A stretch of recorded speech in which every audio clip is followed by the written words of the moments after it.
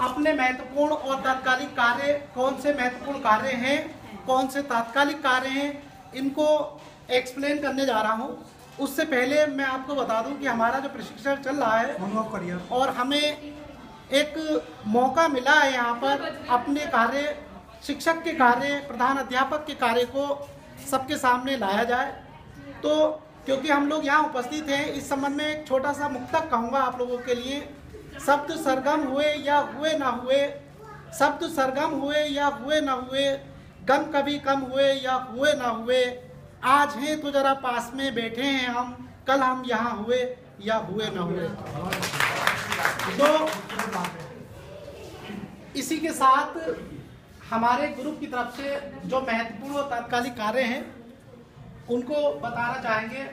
सबसे पहले जब हमारा दिन प्रारंभ होता है एज ए हेड टीचर, एक प्रधान अध्यापक के रूप में, सुबह सर प्लीज, विद्यालय प्रारंभ होने से भी पहले हम अपने विद्यालय जाते हैं अपने कर्तव्य को पूरी तरह से निभाने के लिए, और इस उद्देश्य के साथ जाते हैं कि आज का दिन हमारे और हमारे विद्यार्थियों के लिए सबसे ज़्यादा महत्वपूर्ण और अच्छा रहेगा।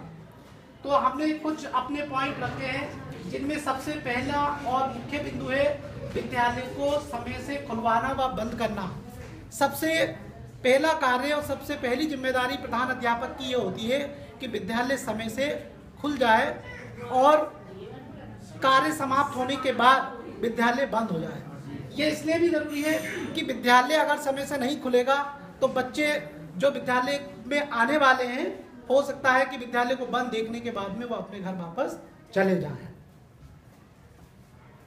विद्यालय को समय से बंद करवाने का मतलब ये है, जब हमारे विद्यालय में छुट्टी हो जाती है, सारे विद्यार्थी अपने घर चले आते हैं, एक प्रधान अध्यापक की जिम्मेदारी ये बनती है कि वो देखे कि विद्यालय में कोई ऐसी चीज़ तो ना रह गई है जिससे कि किसी दूसरे को पीड़ा हो या हमारे विद्यालय को किसी भी तरह की क्षति पहुंचे। जैसे कभी कभी क्या होता है, विद्यालय बंद करने से पहले हम देख लेते हैं कि कोई बच्चा हमारा किसी क्लास में रह तो नहीं गया है किसी कारणवश, या कोई किसी भी प्रकार का छोटा मोटा जानवर आकर रुक तो नहीं गया है जो कि बाद में परेशान हो। इसलिए पूरे तरह से विद्यालय को बंद कराने की जिम्मेदारी भी एक प्रधान अध्यापक की होती है। दूसरा बिंदु है उपस्थिति पंजिका में हस्ताक्षर करना व करवाना।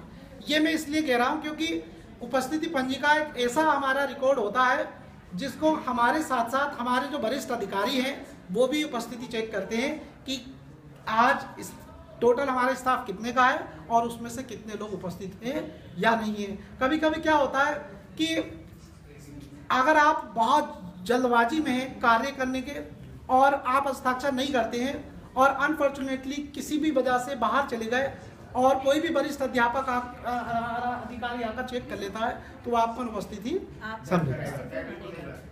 विद्यालय की स्वच्छता एवं व्यवस्था पर दृष्टि रखना। एक प्रधान अध्यापक के सबसे महत्वपूर्ण कार्य ये भी होता है कि वो आकर देखे कि हमारे विद्यालय स्वच्छ है या नहीं है। कहीं ऐसा तो नहीं कि जगह जगह गंदगी पड़ी है, वहाँ से दुर्गंध आ रही है, बच्चों में क्लास में बैठने की जगह बहुत सी गंदी चीज़ें पड़ी हुई हैं, कागज़ पड़ा है, पेपर पड़ा है। तो एक प्रधान अध्यापक का होने का दायित्व ये भी है कि वो अपने पूरे विद्यालय को स्वच्छ रखे, क्योंकि स्वच्छता ही सबसे पहली जो है प्राथमिकता है किसी भी विद्यालय की। नेक्स्ट है नियत समय पे प्रार्थना सभा का आयोजन किया जाए। नियत समय का मतलब ये है कि अगर हम समय से प्रार्थना सभा कराएंगे तो समय के पालन, हम तो समय का पालन करते ही हैं, हमारे साथ साथ हमारे विद्यार्थियों में भी समय पालन का गुण विकसित होगा। फिर कुछ डेलीगेट के कार्य हमने यहाँ पर शो किए हैं। प्रार्थना स्थल पर छात्र छात्रों को कक्षा के अनुसार पंक्तिबद्ध खड़ा करना। हमारे जो सहयोगी हैं, डेलीगेट हैं, वो भी अपनी जिम्मेदारी के साथ में, क्योंकि सारे कार्य प्रधान अध्यापक नहीं कर सकता, उनके सहयोगी लोगों की जिम्मेदारी है कि वो आए और बच्चों को प्रार्थना में पंक्तिबद्ध खड़ा करें। छात्र उपस्थिति पंजिका व्यवस्थित करना। प्रतिदिन छात्रों की उपस्थिति देखना कि कौन सा छात्र उपस्थित है और कौन सा अनुपस्थित है। अगर अनुपस्थित है तो उसका कारण जानना भी एक डेलीगेट का कार्य होता है। कक्षावार छात्र छात्रों को बिठाने की व्यवस्था करना।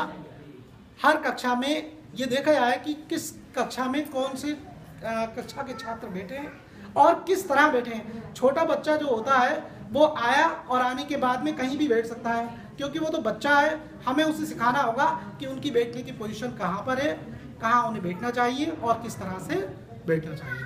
तो ये व्यवस्था हम ही को करानी, मतलब हमारे जो डेलीगेट हैं उनको करानी होगी। नेक्स्ट है कक्षों में शिक्षण सामग्री की व्यवस्था कराना और शिक्षण कार्य प्रारंभ कराना।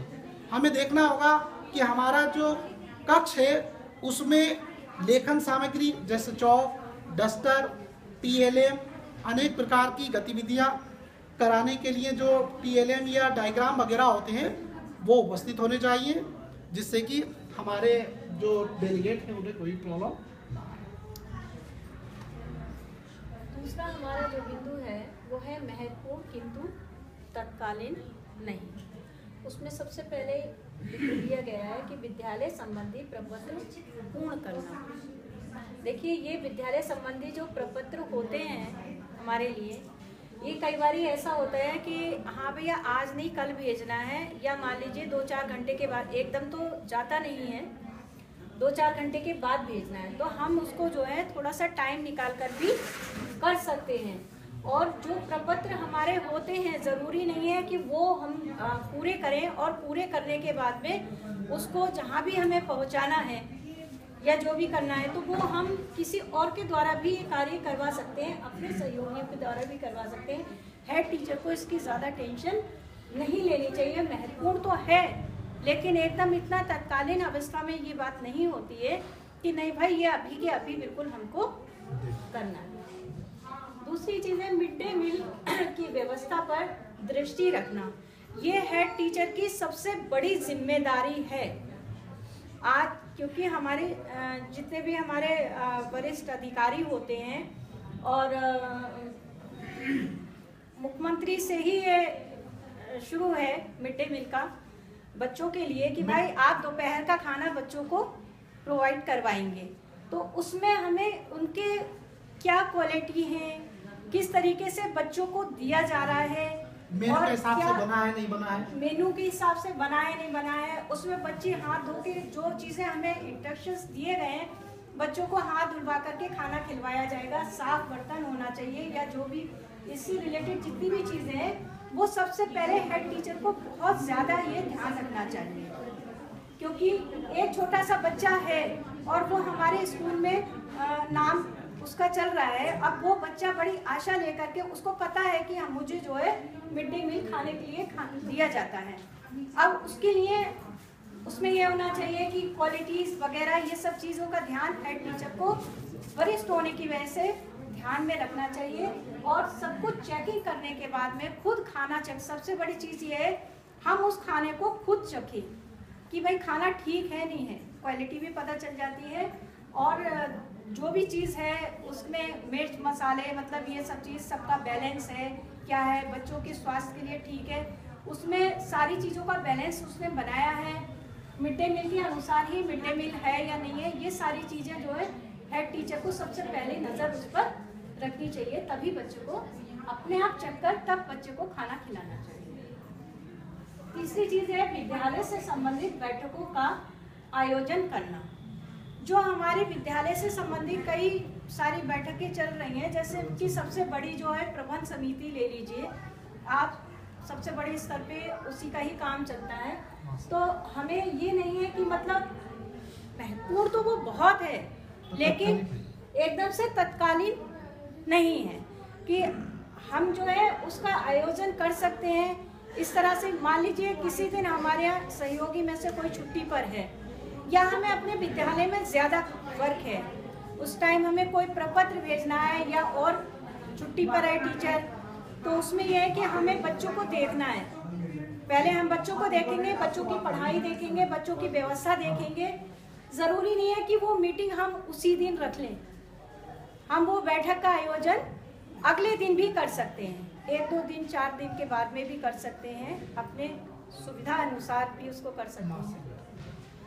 विद्यालय से संबंधित चौथा पॉइंट हमारा है विद्यालय से संबंधित विभिन्न अभिलेखों का रखरखाव। देखिए हेड टीचर है हम लोग सब, तो ये हेड टीचर का सबसे महत्वपूर्ण कार्य है कि जितने भी विद्यालय के अभिलेख हैं, जितने भी हमारे रजिस्टर हैं, पंजिकाएं, जो भी हम लोग कह लें, उसको जो है सुरक्षित ढंग से रखें। इस पर हमारी नज़र होनी चाहिए। कभी बरसात का टाइम है तो कभी पानी तो नहीं आ रहा है, कभी हमारे स्टाफ रूम में जो है कोई चूहिया तो नहीं घुस गई है, कभी हमारे छोटे छोटे बच्चे भी होते हैं हमारे बीच, फर्स्ट का बच्चा बहुत छोटा होता है, पता चला स्टाफ रूम में घुस गया, वो कुछ अभिलेखों में गड़बड़ी तो नहीं कर रहा है। कभी कभी ऐसा होता है हमने ही कहीं रखा और हम उस चीज़ को हमारे माइंड से स्लिप हो गया, अब हम क्या कर रहे हैं, उसको ढूंढे जा रहे हैं, पता चला नहीं मिल रहा है। तो जितने भी हमारी पंजिकाएं हैं, अभिलेख हैं स्कूल से संबंधित, उनको हमें क्या करना चाहिए, व्यवस्थित रूप से रखना चाहिए। कहाँ पर हमारी क्या चीज़ रखी हुई है, हमारे पास अलमारी होती है, बॉक्सेस होते हैं, अपने स्कूल में मेज़ होती है, डेस्क होती है, जो भी संसाधन हम जो है मतलब जुटा पाते हैं और जो भी हमारे पास होता है, तो उसको हमें व्यवस्थित रूप से रखना चाहिए। और हेड टीचर को बिल्कुल ये याद होना चाहिए कि अगर हमने बच्चों का ऐसा रजिस्टर रखा है, मान लीजिए ऐसा रजिस्टर ही रखा है, तो वो हमारा कहाँ रखा है, संदूक में रखा है या अलमारी में रखा है। ऐसा नहीं होना चाहिए कि कोई भी पेरेंट्स आया, वो कहता है कि मैडम देख लीजिए, ये पिछले साल हमारा 2 साल हो गए, बच्चा निकला हुआ है, इसकी टीसी आप दे दीजिए। अब हम जो है, हमें तो ये याद ही नहीं है कि हमारा जो है पंजिका कहाँ रखी हुई है, ठीक है।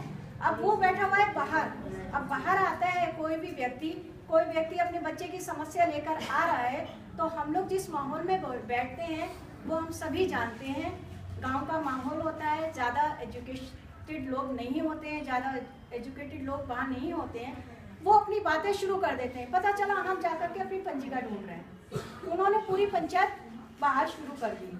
ऐसा नहीं होना चाहिए। हाँ, एक मिनट, अभिलेखों संबंधित नवाचार की बात मैं बताना चाहूंगा कि हम अभिलेखों को इस तरह व्यवस्थित कर सकते हैं, अलग अलग कलर में हम उनको जो है कवर कर दें। उनको जो है उनका कवर जैसे बहुत ज़्यादा इम्पोर्टेंट है तो रेड कलर से कवर करें, उससे कम इम्पोर्टेंट है तो उसको आप ब्लू कलर दे सकते हैं। अलग अलग कलर के अभिलेख बनाने से ये होता है, हमें पता होता है कि किस कलर के अभिलेख कैसे रखें। अगर हम सब पर एक ही कलर का कवर कर दें तो फिर हमें उसको देखना पड़ता है।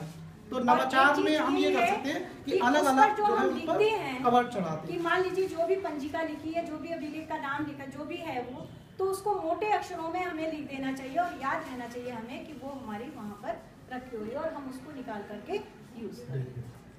अब है कि हमारे जो सहयोगी हैं, तो सहयोगियों के द्वारा जो वर्क करवाए हैं, बच्चों के अनुशासन पर दृष्टि रखना, हमें अपने सहयोगियों को प्यार से,